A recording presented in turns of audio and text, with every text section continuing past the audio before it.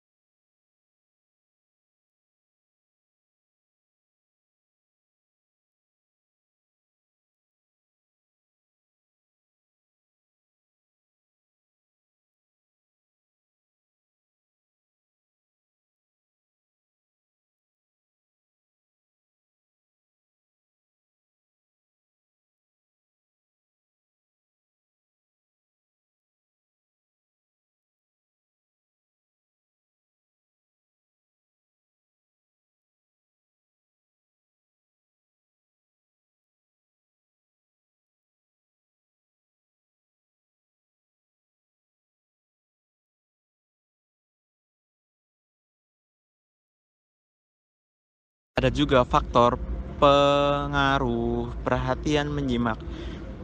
Kalau kita sepakati bahwa keterampilan menyimak yang baik sangat penting bagi komunikasi lisan secara efektif, kita harus memiliki sedini mungkin menentukan secara khusus untuk meningkatkan keterampilan ini.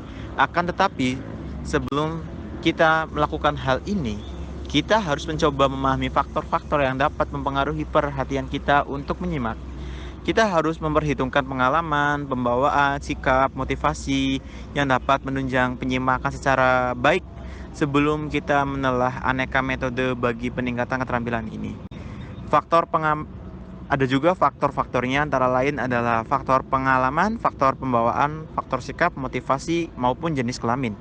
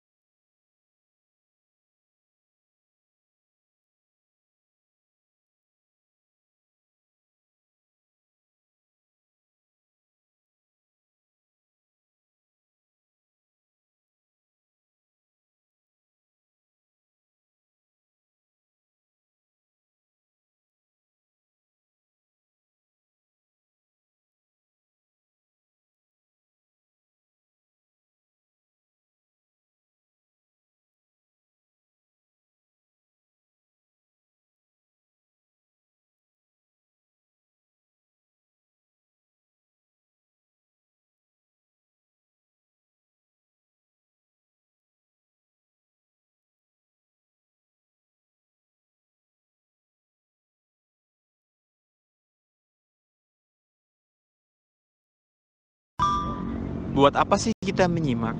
Ada beberapa alasan mengapa kita menyimak, diantaranya adalah menyimak demi kenikmatan, menyimak demi pemahaman, menyimak demi penilaian.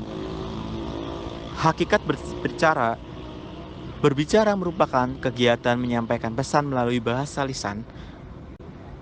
Berbicara adalah kemampuan mengucapkan bunyi-bunyi artikulasi atau kata-kata untuk mengekspresikan, menyatakan serta menyampaikan pemikiran, gagasan, dan perasaan. Tarigan dalam Haryadi 1996.54. Berbicara sering dianggap sebagai alat manusia yang paling penting bagi kontrol sosial karena berbicara merupakan suatu bentuk perilaku manusia yang memanfaatkan faktor-faktor fisik, psikologis, neurologis, atau regulasi secara luas. Faktor-faktor tersebut merupakan indikator keberhasilan berbicara. Jadi tingkat kemampuan berbicara seseorang tidak hanya ditentukan dengan mengukur penguasaan faktor linguistik saja dan faktor psikologis saja, tetapi dengan mengukur semua faktor tersebut secara menyeluruh proses berbicara.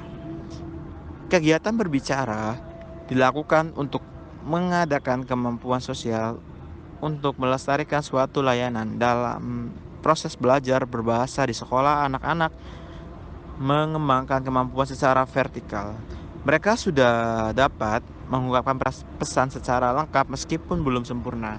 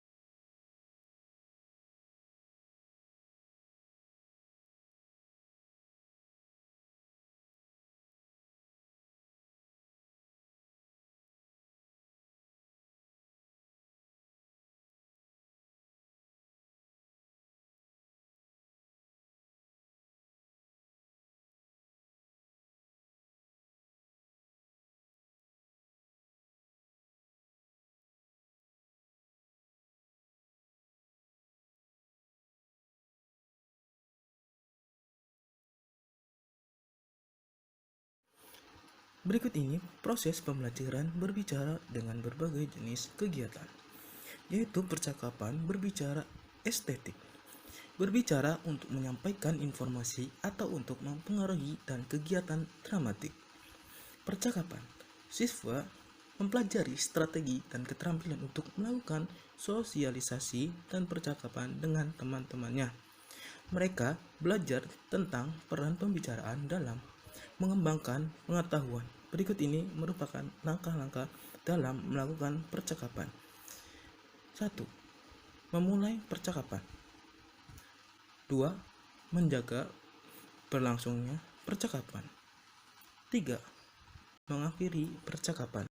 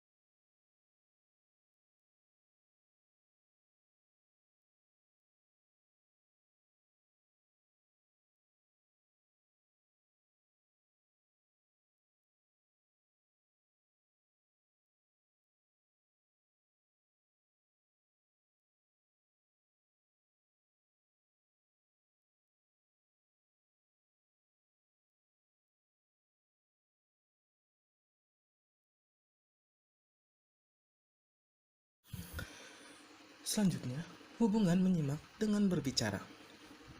Berbicara dengan menyimak adalah dua kegiatan yang berbeda namun erat dan tidak terpisahkan. Ibarat mata uang, satu sisi ditempati kegiatan berbicara dan satu sisi lainnya ditempati kegiatan menyimak. Kegiatan menyimak pasti dilakukan terlebih dahulu daripada kegiatan berbicara. Kegiatan berbicara dan menyimak saling melengkapi dan berpadu menjadi komunikasi lisan, seperti dalam percakapan, diskusi, telepon, tanya jawab, dan interview.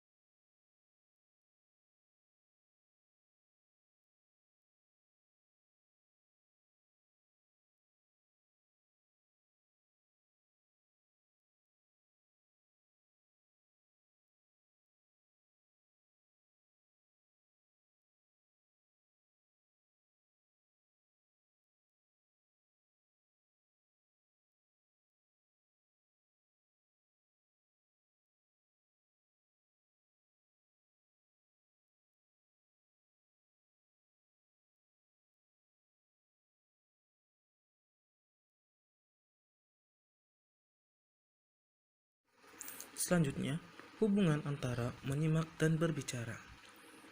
Ujaran biasanya dipelajari melalui menyimak dan meniru.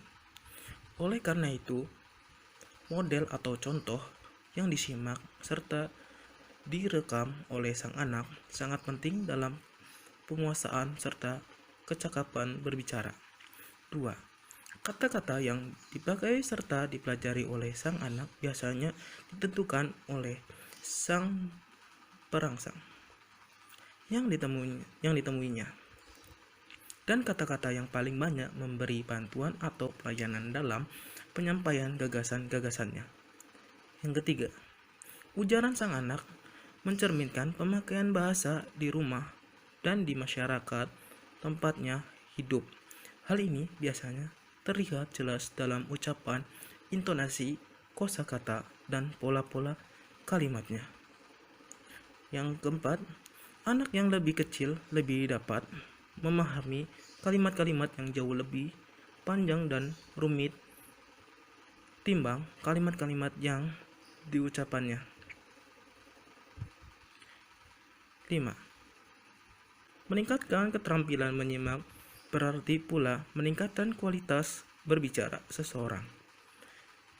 Yang keenam, bunyi suara merupakan suatu faktor penting dalam peningkatan cara pemakaian kata-kata sang anak. Oleh karena itu, maka sang anak akan tertolong kalau dia mendengar serta menyimak ujaran-ujaran yang baik dan benar, dan para guru rekaman-rekaman yang bermutu, cerita-cerita yang bernilai tinggi, dan lain-lain. Yang ketujuh, berbicara dengan bantuan alat-alat peraga akan menghasilkan penangkapan informasi yang lebih baik dari pihak penyimak. Selanjutnya akan dilanjutkan oleh Rafli.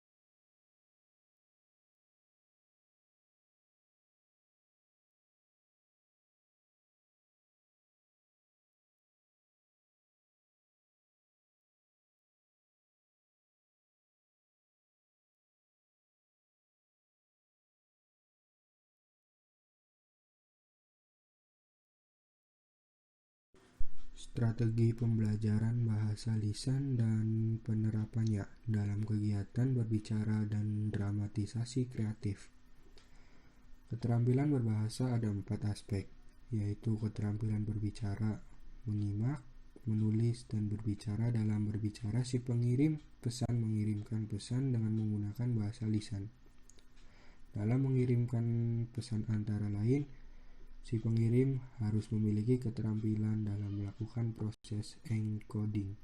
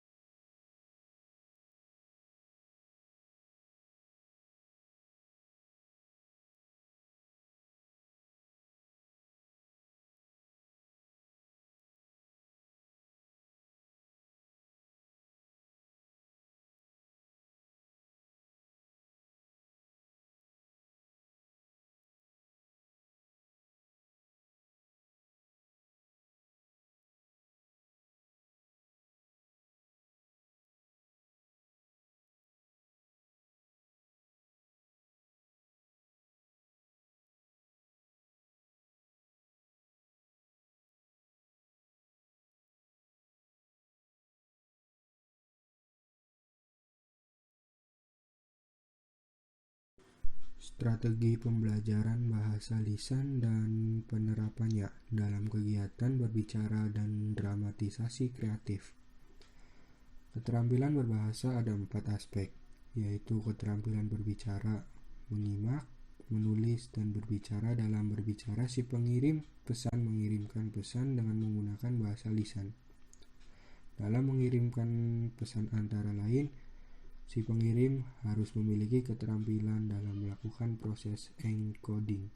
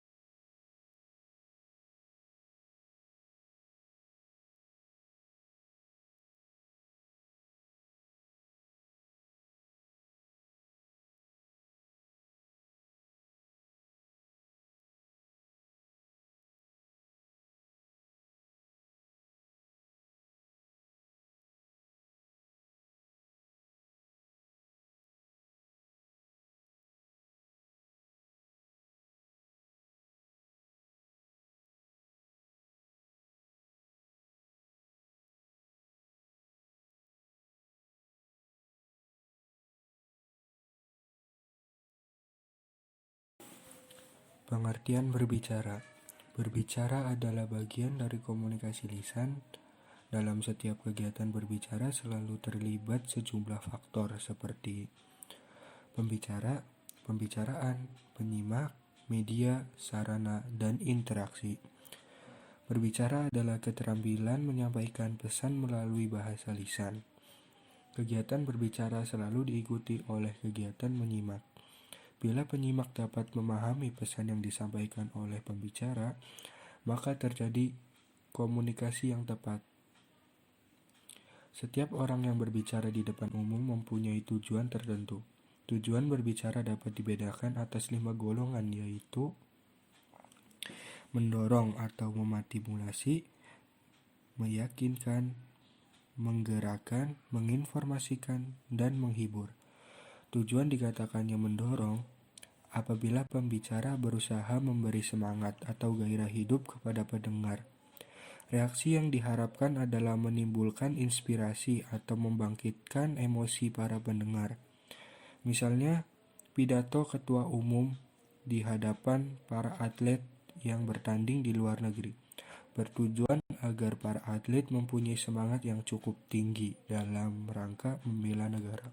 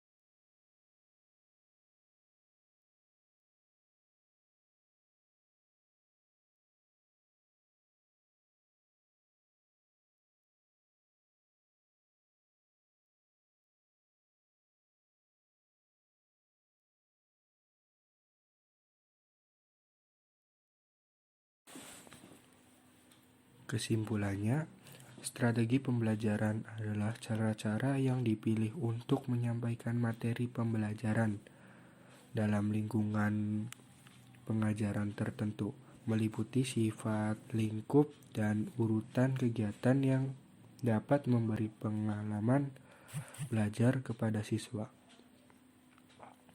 Strategi pembelajaran terdiri dari teknik dan metode yang akan membawa siswa pada pencapaian tujuan. Jadi, strategi lebih luas daripada metode dan teknik. Ada 4 jenis strategi pembelajaran berbahasa lisan, yaitu strategi deduktif, dimulai dari penampilan prinsip-prinsip yang diketahui ke prinsip-prinsip yang belum diketahui. Strategi induktif, pembelajaran dimulai dari prinsip-prinsip yang belum diketahui. 3. Strategi ekspositori, langsung merupakan strategi yang berpusat pada guru. Guru menyampaikan informasi terstruktur dan memonitor pemahaman belajar serta memberikan balikan. Strategi belajar tuntas merupakan suatu strategi yang mempelajari kesempatan belajar secara individual sampai pembelajaran menuntaskan pembelajaran sesuai irama belajar masing-masing. Untuk meningkatkan keterampilan berbicara, perlu adanya pembelajaran yang sesuai. Salah satunya adalah pembelajaran dramatisasi kreatif. Dengan pembelajaran dramatisasi kreatif diharapkan hasil keterampilan berbicara siswa menjadi meningkatkan dan lebih baik. Keterampilan berbahasa bermanfaat dalam melakukan interaksi komunikasi dalam masyarakat. Banyak profesi dalam kehidupan bermasyarakat yang keberhasilannya antara lain bergantung pada tingkat keterampilan berbahasa yang dimiliki oleh seseorang. Misalnya profesi sebagai manajer, jaksa, pengacara, guru, dan wartawan.